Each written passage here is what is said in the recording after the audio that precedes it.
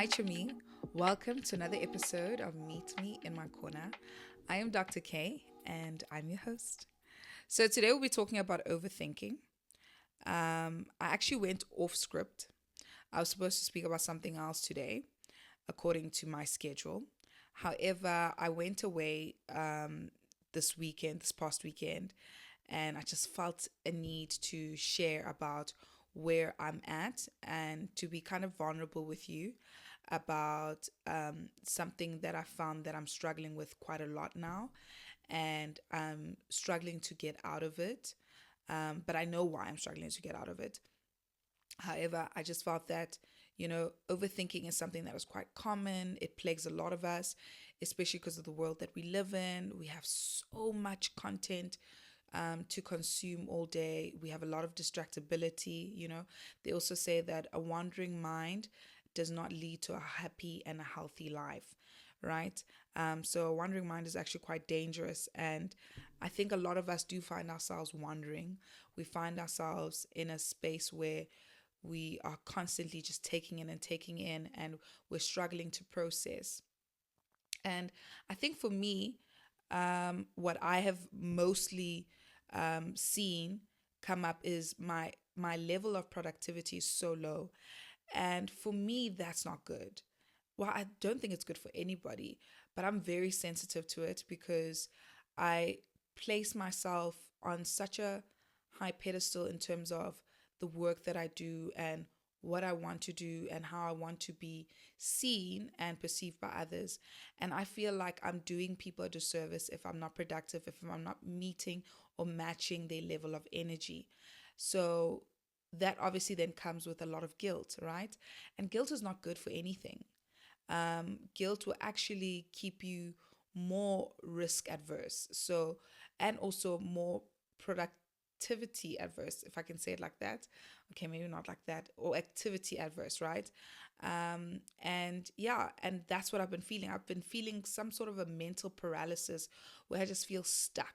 Okay, it's deeper than procrastination.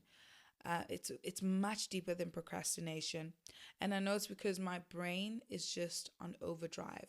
So it's not that it's not working; it's that it's overworking, and it's struggling to just do even the simple and the basic things.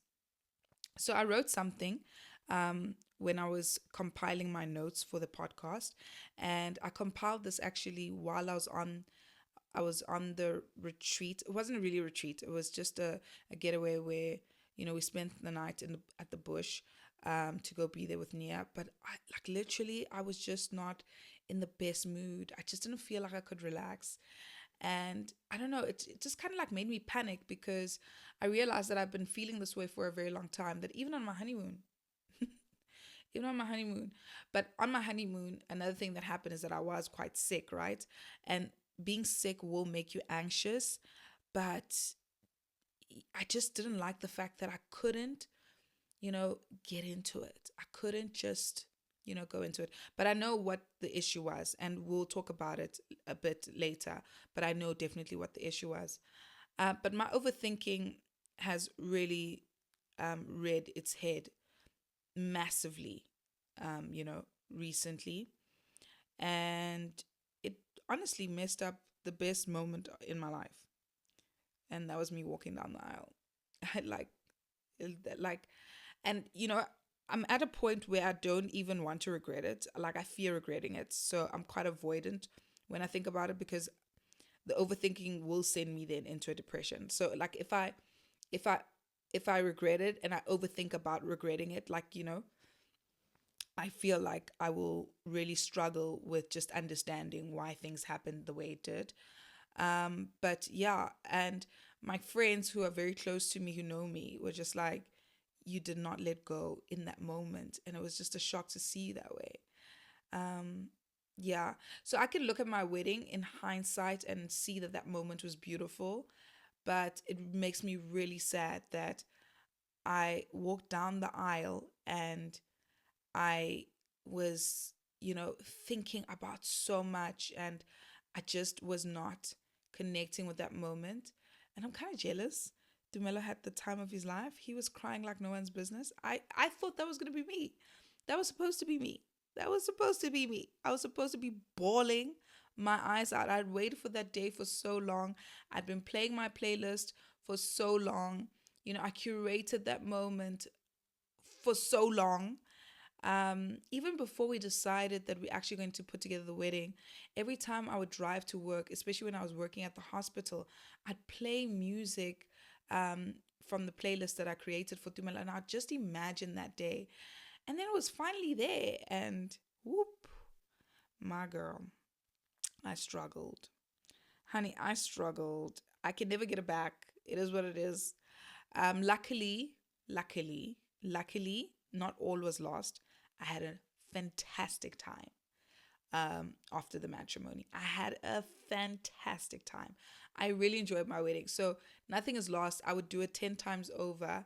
I just wish that that moment I was able to really connect and just not think about just being perfect and think about, like, oh my God, why is there rain at this time? It literally rained as I walked in. It was dry. And what's so sad is that when I speak to some of my other friends, they say that it was such a magical moment because as I came in, the rain fell. But I was like, this is a disaster. You know what, right? Let me explain why actually. Yeah, let me just get into it. I keep saying that I'll talk about it later. No, let me talk about it now. Okay. We will talk more about the wedding at some point, but let me talk about this moment now. Right. So, if you followed my journey, you would know that my dress was something that I did share a lot about. I'd never showed you my dress, but it was quite a big moment for me, right? It was the exciting part for me, and I would take you along to the boutique and so forth, and it was something that I was so excited about investing in, and I felt like we invested quite a bit of money in it. And every time I'd have my fittings, and how the boutique made me feel, it was just so special, right? And having that moment in the room of the boutique, I just couldn't wait for it to translate into the actual matrimony or me walking down the aisle, right? So I had already this vision. I was in love with it. I was obsessed with it. I couldn't let go of it. I was hell bent that I need to have that moment. So I was done with like my makeup and everything very early. My wedding was actually supposed to start at 2:30. It started quite late though. It started like at 3:15. But by 11 a.m., my makeup was done. My hair was done. All right. My hair was supposed to be curled. Those curls dropped, completely dropped. For some odd reason, it didn't bother me. That part didn't bother me, or I think it didn't bother me, but I didn't have any visceral reaction or anything like that, right? Another thing is, I was very fluish, and my voice was just getting worse and worse. I had a long time to spend on my own, which I thought was going to allow me to just like, reset and just feel better. But I just wasn't like really connecting. And people thought I looked very calm. What they didn't realize is that my mind was going on overdrive. And when that happens, I actually go mute. I actually then don't talk. I'm not going to do much, right?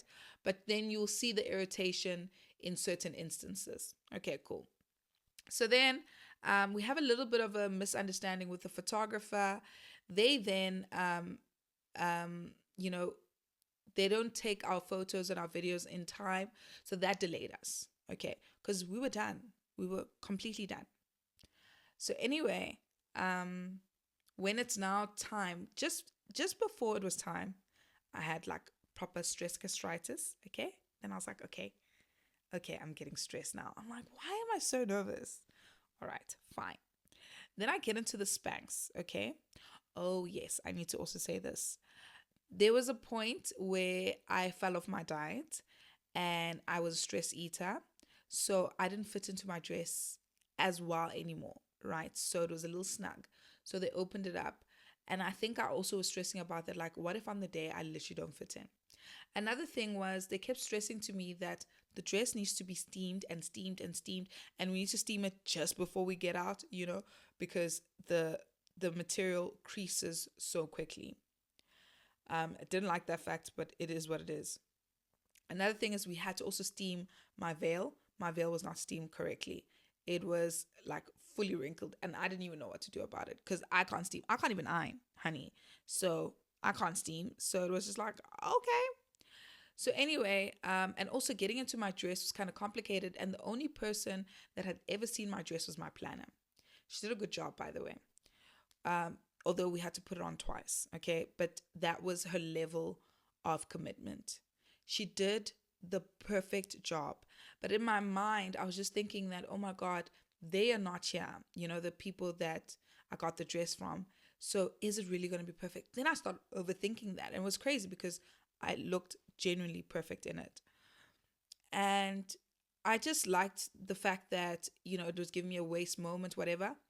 But what actually then happened is because I became sick also um during the week. So midweek, right? I was like, yeah, like I was sick. I was like vomiting and so forth, right? And I was not eating well. I actually lost weight in that time. So me losing a little bit of weight and also the Spanx made the front part a little bit baggy. So I actually didn't like that. Nobody else would have seen it. But remember, I spent a lot of time seeing my dress. I mean, I had four final fittings. Normally you have like two. I had four final fittings before um I got on before the wedding day. So it had to be perfect. And I think the attention to detail was also something that I really took on. Like I was like, oh yes, it just has to be perfect. Okay, cool. So so I'm looking at the dress and I'm just like, oh, it's a little bit floppy here, by my belly area. It just makes me look a little bit weird. And then someone commented on it, and then I just never let that go. And then for me, what it felt like is that my idea of me being in this dress completely shattered. It was like shattered. In that moment, I was just like completely shattered. And then I also wanted to have a special moment with my bridesmaids where they got to see the dress for the first time. It was so rushed that I couldn't get that. And I really felt like if I actually had that, I would have felt more connected to the day because, I'm very connected to them. So seeing their emotion, seeing their happiness would have grounded me in that moment. But I couldn't get that. And at the same time, we're trying to take pictures, but we're also just trying to get me down the aisle because we're trying to miss the rain. Okay, cool. So it's just rush. Like I didn't have like, a very, you know, and then I got into my head. So they kept my dad outside, and then at some point he comes in. My dad is very interesting with his emotions. Okay, so he didn't really show much of an emotion. So I was like, do I look ugly as hell right now? Oh my God, guys, I was stressed out. Um, and he looks at me and he's like, "You look so beautiful," but like, I just didn't believe him. Now all of a sudden, I just don't believe anyone. He told me I was beautiful. I just didn't believe you. But anyway, whatever. Everybody walks. Everybody leaves me. It's me, my dad, and I think we're left with one photographer. No, no, no. They had to rush because they had to get me as I was walking in. So now it's my time. We're walking. And as I say to you, it starts raining, right? So we're walking towards where I'm going to walk down the aisle, and it's quite a walk. It's not too long, but it's a little bit of a stretch, okay? Um, and my dress just keeps clipping off. So I had an overskirt, it keeps clipping off. And I'm just like, what the hell's going on? And then another thing is because we don't want it to get wet, because everywhere it's getting wet, we have to hold it up. So they're holding it up. My dad is trying to do, and I was just like, every time they're trying to hold it up, I'm just thinking, oh, it's going to get really creased. Remember, they said to me, your dress will get creased. So I'm just like, it's just going to look so bad. And the whole time, I was just thinking that. I'm like, oh my God, it's going to look so bad. It's going to look so bad. It's going to look so bad. And at some point, we get in the mud. I was just like, I want to die. Honestly, that for me, it actually makes me sad. It genuinely makes me sad. Um, and that's the downside of someone that is a planner. Okay, because sometimes you get so lost in the detail that you're not able to just let it go. and just accept life to be life and for things to happen naturally. It was nature. It was going to rain. So what? Like we cannot do anything about that. And my husband is one of those people who's just like that. He's so cool. He's just always just like, so what? Like, I don't mind. If we have a plan around it, it's fine. And the nice part is that there was a contingency plan around it. It didn't really affect anything. But anyway, so we're walking, walking, walking. And then I'm standing outside the door. And I had to stand outside the door for quite some time because I recorded a voice note. It was perfect. It was perfect. But I couldn't listen to it because I started to realize that, okay, besides the doors, there's actually nothing covering me. So I'm like, oh, we're just going to kill the special moment. People can see me. And they keep saying to me, no one can see you. No one can see you. Then I'm like, no, guys, people can see me. And they're like, no one can see you. Like, nobody's looking at you. They're looking at Dumelo because they're listening to your voice or they're trying to see. And it was just, yeah, if you're listening to the audio, I'm just saying, like, it was crazy. Okay, it was just crazy. My mind was going a mile a minute. And then what then happened is they rang the bell and then the doors open. If you watch the video, you'll have seen it. It looks so beautiful, right? And I don't know if the note was to tell everybody to keep quiet. It probably was. I don't know. I can't remember that part. But I was just so pissed off with my DJ. By the way, I didn't have a great DJ. That was one thing that really we didn't do well with because my music was low. I'm like, I can't even hear my own song.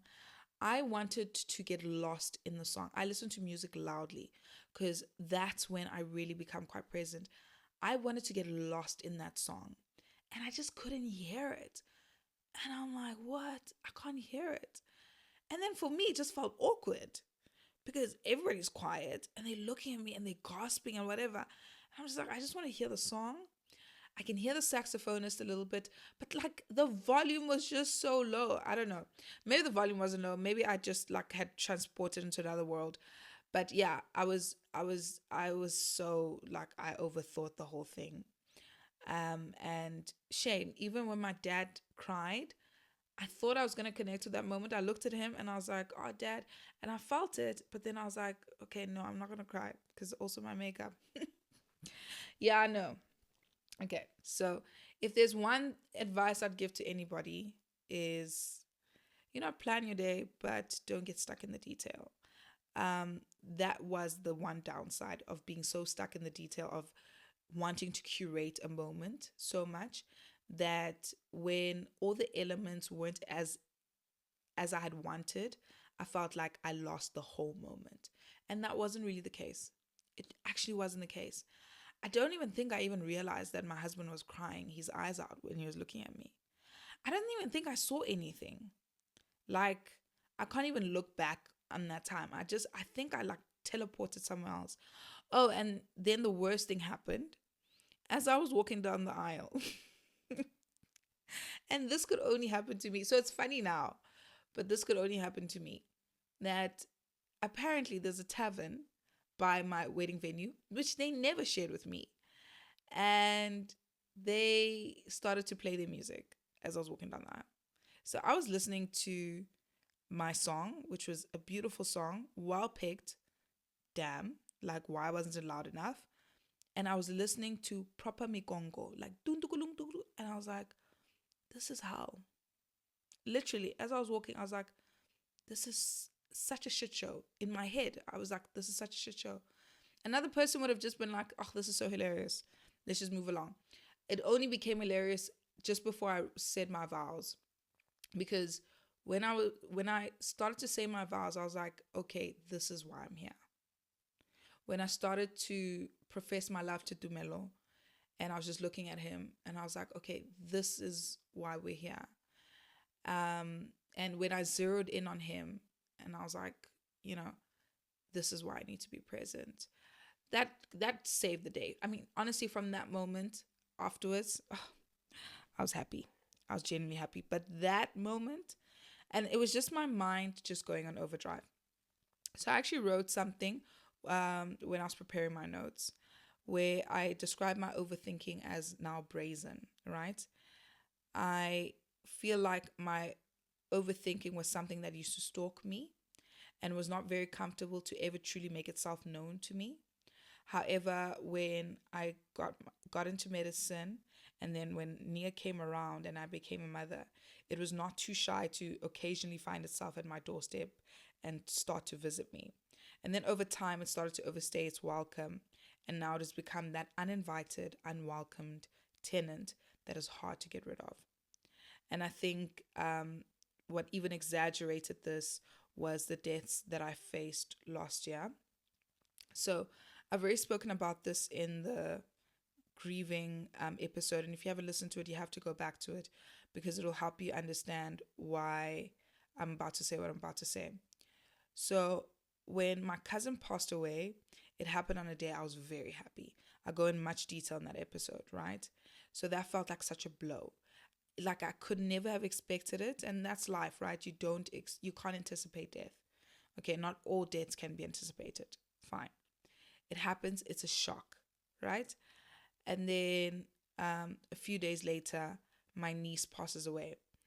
And for me, that week felt like life slipped in between my fingers. It felt like it was difficult to hold on to hope because how was that possible? In my mind, I was like, but we've already lost someone. Why do we have to go through it again? And yeah, like, why do we have to be stuck here? And it made it very difficult for me to trust in life in that time. And I think that even though I've moved past it in terms of the fact that I'm not grieving constantly daily, I'm not finding myself in a whole whirlwind of sadness the whole time, However, I think subconsciously that has sat with me that, oh, that is definitely possible. It's not just like something that you read on the news or, like you can go through a catastrophic time like that and it can be constant, but you'll get out of it. Yeah. So that I think has always been in the back of my mind. However, it wasn't overshadowed by the fact that there are these happy moments. So there was reason to have hope. There was reason to have hope. But it still breeds and festers in the back of your mind and still will make you an overthinker and still will make you quite anxious. I mean, I'm still very anxious with phone calls. Very anxious with phone calls. Very, very. Like, unknown numbers, I'm so anxious with them. Um, because I keep thinking, is this another, another thing telling me that, or another opportunity where my life is going to be shattered. And it is going to happen. I think that that's also something that I am trying to help myself understand that it is going to happen. You know, I am going to get a dreaded call because that is life. However, fixating on it is not actually normal. Okay, cool. So, as I said to you, Dumelo was very present, and he's one of those people who, he doesn't really get phased by things that he shouldn't get phased by. I love that about him. I admire that about him. And recently, we were having a conversation, and I was able to finally articulate to him why I'm so jealous of his poise during chaos, or in actual fact, what I'm actually jealous of. It wasn't that he's able to be poised, actually, it wasn't that. It was the fact that he's able to be present and stay in a day. And he didn't understand what I was saying when I said that. He's like, what do you mean? I'm like, you can wake up and actually live in your day. And I'm like, yeah, doesn't everybody? I'm like, no, not me. I always feel like I'm merely passing through my day. It's like each day is as thin as rice paper. And because I'm a very clumsy and quite a rough person at times, I feel like I'm always tearing through it. I can never hold on to the day. It always gets lost between my fingers. And I always feel like I'm on to the next and the next and the next and the next, but no destination is in sight. And I was listening to a TED talk that actually put this, that packaged this thinking in the most perfect way to help me describe to you in detail what I feel is going through my mind all the time, right? So, this speaker was talking about how the mind is a time traveler. So, it constantly does travel in the past and it will travel to the future. What is normal is for you to be in the present and sometimes, occasionally, visit the past for whatever information that you require for the present. And occasionally, think to the future so that you can implement things in the present to reach whatever milestone you've put aside for yourself or you've put forward for yourself, right? However, there are people that can live in the past, that can remunerate so much that they stay there, they dwell there, right? And this could be triggered by a death, which would obviously then trigger feelings of loneliness, of hopelessness, or it could be triggered by regret. And you're constantly going back there because you're looking at a decision that you made that you felt that you shouldn't have made that has impacted your reality and your present, so much so that you definitely do not want to be in your present. And instead, you want to fixate on the shame and the guilt that you feel that puts you in the past the whole time, right? Or you can be the person that is constantly in the future. So you're always trying to, you know, plan your next move, trying to be on top of your game, trying to figure out what you should do, or you feel quite dreaded about the future and you're dreading something, you are fearful of something. I am that person. I am the latter. I'm the person stuck in the future. My mind travels to the future constantly. Not really worried a lot about my past.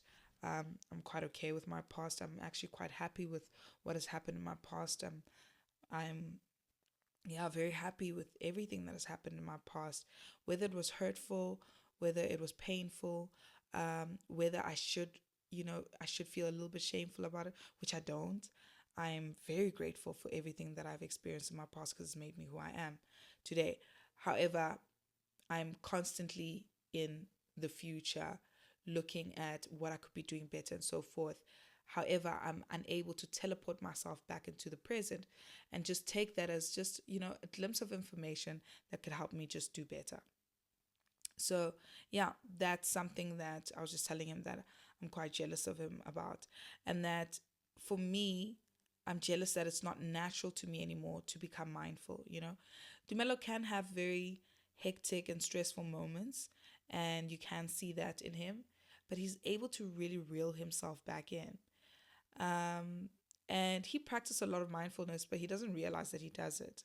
There's this thing that he does where he just wants to sit in silence, where he just wants to be alone.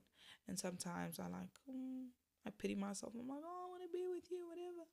But I love that he does that because it then forces me to also do the same. But we haven't done that in a very long time. But he's really good at that. Dumela is very good at honestly honoring his feelings and putting his mind to bed. I haven't done that in quite some time. Now, I want to go back to what inspired this podcast. As I said, I went on a bush vacation, whatever. It was just a night, sorry. And it was at a very small boutique lodge.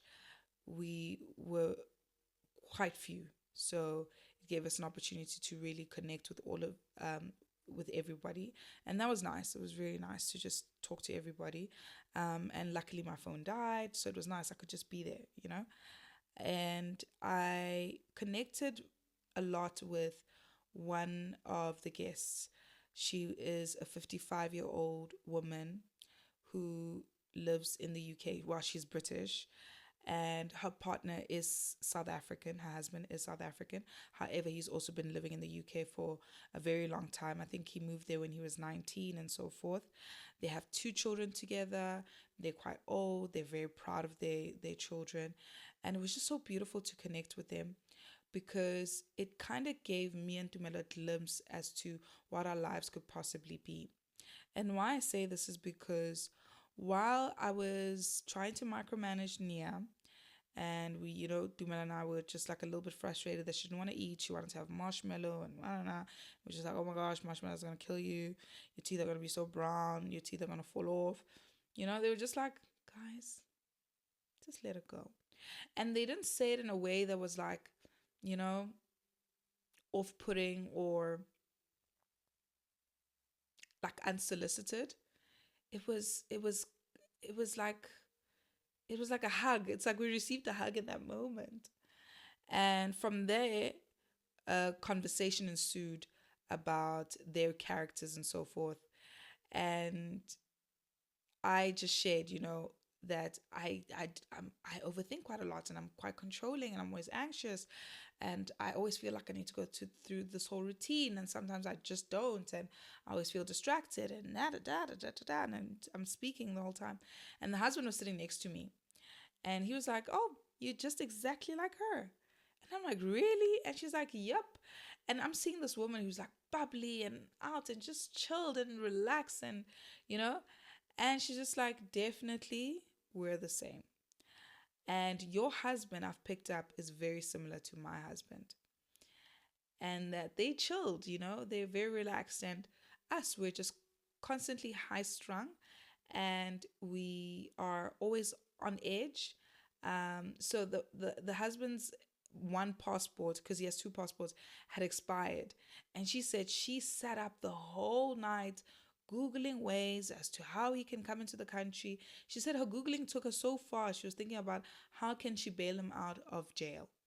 Like that's how far she went with it. And she said the whole time he was sleeping, he noticed this and he was like, oh well, okay. And I'm like, that is so Dumelo. He's like, yeah. And I'm like, oh, okay. I like pack, 2 days in advance. She's like, yes, I do the same. And I even create lists and I write things that are very obvious that I know I'll never forget, but I write it down. I'm like, oh my God, I do the same. And I just felt so seen in that moment, and seeing someone that was much older than me have the same like thinking and experience, but be okay, was so nice.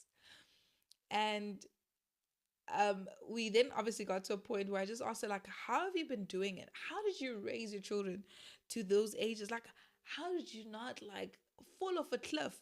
Because I already feel like I'm losing my mind, and she's only 4. And she's like, but 4 is hard. It was nice to be validated for that. She's like, 4 is hard. I'm like, is it hard? She's like, yes, they act up. They're getting to know themselves. It's like adolescence and for the toddler phase. And I'm like, yes, that's what it feels like. And she's like, it's hard. And then she said to me that, the one thing that she regrets is that she was constantly going through a list, that she was constantly, trying to keep to a routine. And there was definitely a lot of benefit in that.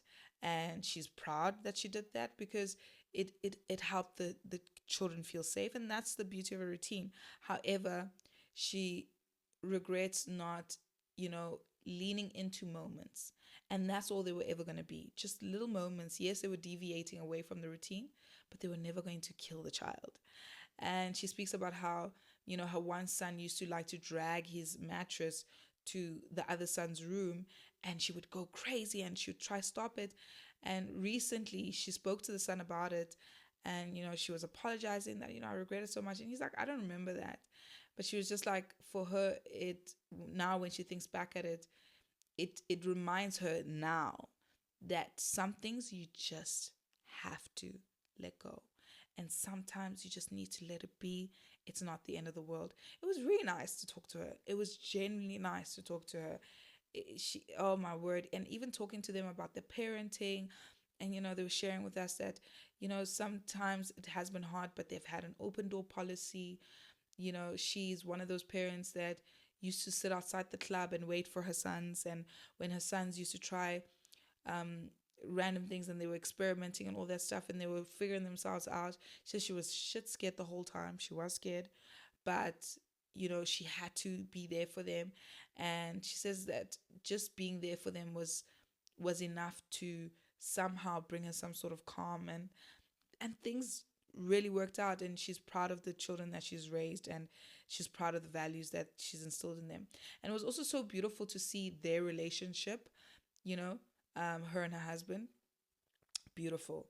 they like, come on, you can't fake it. There's a point where you can pretend, you can't fake it. That's a good marriage. They understand each other, they are friends, they are buddies, they love each other, they still have that spark. It was just so nice to see that, and it just made me excited that I'll be fine at some point. So I wanted to talk to you about what I have identified as the saboteur. So the thing that is causing me a lot of anxiety right now is that I have to be digitally on the whole time. I think the fact that we live a lot of our lives digitally is really just not healthy for us. I do all my work online. It's crazy. It's a blessing, but it's still crazy. So I can't really ever really switch off. And everything is online. Our friends are online. We're not spending enough time with each other. There's always something else to do. And I think also taking on work as a content creator has also made it very difficult for me to switch off, because I am constantly looking at how can I be better? How can I, do things a little bit more differently, which keeps me online. And I really enjoy TikTok. Oh, but TikTok is not good for me. But I really enjoy TikTok. TikTok is good for me, but also not good for me. But I really enjoy TikTok. So I found myself very distracted and very, lost in my phone. And it's after like a few hours that I realized that, oh, I've basically lost a day. Like, what's going on? And that's the worst, because then it puts you into guilt. So as I said, I was watching some TED Talks. The one that I watched was put together by Richard J. Davidson, who's a neuroscientist. He has a PhD in neuroscience, and he's very invested in, creating a very healthy mind and mental health and so forth. I found that TED Talk so interesting, and I'm going to put in the bio so that if you have a moment, you can watch it and you can take from it whatever you want to take from it. But there was two things that he shared that I want to share. Right. So the one thing was him talking about distractibility and how we spent 42% or 47% very distracted and away, and not really aware of our surroundings and so forth. And that's almost like half of our lives, basically. Well, he spoke about this, as well as another speaker from another TED Talk that I was listening to that was aligned to the same messaging. And then he spoke about how a wandering mind, and there was a study done on this, how a wandering mind leads to an unhealthy life and an unhappy life, and yeah, he just spoke about the phones and so forth. So he then shared the 4 pillars of a healthy brain that you and I, could look into and can invest in. And this is obviously according to his findings and his teachings and what he has, with the research he has done. Obviously, you take what works for you, and whatever doesn't, you chuck it out. Okay. So the one pillar he spoke about was awareness. And he made an example that a lot of us don't even realize how unaware we are, that we're struggling so much. And we only realize it when we're reading a book. You get to the third page and you realize that you don't know what the hell you've read, right? I had that experience recently. I listen to books and I also read them. But I've realized now that if I really want to be aware, I need to go back to being a child again, because my mind is so cluttered that reading internally is actually not beneficial for me, because then I get lost. I get lost in my thoughts, right? That I need to start reading aloud. I need to start like saying, Tom built the cat, whatever. That's what I need to do. Tom built the cat. I don't know what I'm saying, but you get me. Okay. And yeah, so he just spoke about how, you know, um, once you know that your mind is quite healthy, you will reach a state of meta awareness where you are literally reading each and every word, and you're listening to yourself read that word, and there's no other thought that is competing with that. So you're not reading the word and then thinking about, oh, what should I have cooked for dinner? Then you read another word and you're like, oh, what am I wearing tomorrow? Then you read another, no. He's like, you read the word, you analyze the word, and you look at it. And what I also love is that he spoke about neuroplasticity, I love thinking about neuroplasticity. I was also telling somebody recently that I'm not reading enough. And I feel like me not reading enough is the reason why I'm not as productive, because my neuroplasticity is not as good. But he says that you constantly are going through neuroplasticity. It's just unfortunate when you do it unintentionally and when you fill your mind with unnecessary information and make it process things that really are not beneficial or won't do anything for you, are not advantageous for you. Okay. Then he spoke about connection. And this is because he sees that loneliness is also quite a negative thing for our brains, right? So having connection is very important to us to have a healthy brain, which we can all agree on. I've even spoken about this before. We spoke about even the happiness, the Harvard study on what makes people happy, and the one thing that they have found so far is that people's connectedness to people is actually what makes them truly happy. The people around them is what helps them realize how happy they are. So he spoke about the importance of connection and actually having true connection. And think about it, you can be on the phone with your friend for like 4 hours and it will never ever feel like time wasted. It will never ever feel like time wasted. I don't think there's a time I'm even more mindful. Those are the best times ever. I always feel great. I feel energized after those conversations. But if I spend 4 hours on my phone, I feel like a dud. Okay. And then he spoke about the importance of having a purpose. Okay. And he said that it's when you don't have this idea of self worth and a purpose that you will not, do the things that are necessary to keep your mind healthy, right? So if you feel like you have a purpose on this world, you will do everything to make sure that you reach it, right? So every challenge that comes along the way is something that you'll be willing to take on and to address. And one of those things will be taking care of your mind, right? So, yeah, that was also interesting to me. And then he also spoke about the importance of, um, he spoke about the narrative in your mind, but he said in a different way. Oh, he spoke about insight. Yes, he said you need to have insight as to who you are, right? And that's understanding the narrative that plays in your mind. We all have a narrative, okay? And trying to figure out what is evidence, what is not evidence. And even if the evidence is still pointing to the negative, where do you place yourself in that, right? Are you in the thick of what's negatively impacting your life? Are you next to it and avoiding it, however, it's still affecting you? Or are you in front of it, trying to find ways to start to deal with it? So he said it's very important to have insight as to who you are. Be very aware of your negative self-talk, because he also spoke about how negative self-talk is part of the huge reason why a lot of people struggle with their minds and they struggle with overthinking and so forth. Yeah.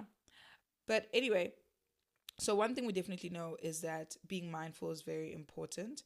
And yeah, I guess that was the point to this very long story. I kept you here for 43 minutes. That's a very long time. But I'm just going to share with you how I tend to address what I'm going through. Definitely, I do intend to deal with it. I don't just, intend to just share this with you and just leave it at that. I will, though, say, though, the podcast is a lifeline for me. And it's only when I sit down and I actually make time for it and I start to record that I realize why it's so important for me to be here. I completely disconnect from my phone. I don't talk to anybody. It's me and it's the thoughts that I've spent time, putting together. Even when I put together my thoughts, I'm actually very intentional about it. And that for me makes me feel some sort of achievement, and um, it, it makes me feel accomplished in that moment, which is very beneficial for how I think, right? And it's when I speak to you that I start to go through the thoughts, because I mean, it's not like I have a script, right? It's not like I'm going through it. So I need to think through everything that I'm saying just to articulate myself well. And sometimes I won't do it so well, Sometimes I have a lot of ums and, and sometimes I'll hit the mic and it will cause a sound, whatever. And that will kind of want me to make me want to spiral. However, I don't, because I'm so committed to being here and I'm committed to show up here in whatever way that I'm supposed to. I feel very safe in this space. So, yeah. So, anyway, so that's definitely something I want to keep doing. Podcasting, definitely. The lists, I'll never stop the lists. I stopped listing things and tasks recently and I started to spiral. I went back to it. I really feel good. Okay, I'm really feeling good about it. And then going back to walking, which I started on Monday, as I said, I went on this retreat. Well, it wasn't a retreat, whatever, vacation, whatever. On the weekend, it opened up this can of worms, and I was like, okay, I'm going to start addressing these things. So I've started walking. I've gone back to walking. I can still see that I'm still very cluttered because I walk while listening to a book, and it's one of my favorite things to do.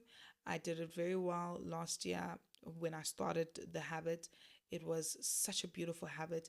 It would make me come home. I'd feel creative. I'd feel energized. However, I do feel energized after the walks, but I'm still not cluttered. I still get lost in a lot of my thoughts. So I can tell that this is going to take a bit of time. I haven't been practicing the mindfulness enough, and now that muscle's a little bit weak, but it's not dead. So it can definitely be awakened. And I'm just going to continue walking and walking and walking. I can really feel that things are getting a little bit better. And then obviously eating better. And it's not because I feel any shame with food. No, I don't believe in that. But there's certain foods that don't make me feel good, right? That will make my digestive system feel like it's going through hell. And I don't know if you know this, but your gut health is very important to your mental well-being. Okay, there's a pathway called the gut brain axis where there is communication between your brain and your gut. And the thinking behind it is that the healthier your gut, okay, but this is just me, just packaging it. It's much longer, there's a greater physiology to it, but the blanket way of looking at it is that the healthier your gut, the better that you'll think and the better you'll feel. Okay, even emotionally. Well, especially emotionally. All right. So eating better, taking care of my gut is something that I definitely want to do. In actual fact, I had a conversation with someone on Friday. So you see, everything's kind of like all working together. And she was talking about how she hasn't been feeling like herself, and she went to a homeopath, and that homeopath, fixed her gut. And she was like, once that homeopath fixed her gut, dealt with some sort of hormonal changes, and started to address her pressure and her pain points, that she started to feel like herself again, and she's feeling light as air, and it's made her more excited to exercise and to do things and to be more present. And it was just so nice to see that. And you could see it even in her face. Guys, she looked like a light. You could see it in her face that this person is renewed, feels rejuvenated. And it was nice because she even then spoke about like that, her gut health being improved gave her clarity on the things that she doesn't want to do anymore. And she was like, she's been stressing about some things that she doesn't want to, like she didn't want to do, and she felt pressure to do them. But after that, it was so easy for her to be quite adamant and be like, "Yeah, I'm not gonna do this anymore. I'm done with that." It's not that I was not feeling like myself. Fine, I wasn't feeling like myself, but I actually don't want to do it. And now that I'm healthier, I'm more clear about it, and I can put this boundary. I thought that was really cool. Yeah, so that's definitely what I'm doing. And obviously, we have to practice less screen time and really protect the mind from a lot of clutter and a lot of the unnecessary noise, and just give an opportunity to actually be silenced. Yeah, so that's what I wanted to share with you guys. Obviously, there'll be other things that are quite personal that I will be doing. But that's the gist of everything.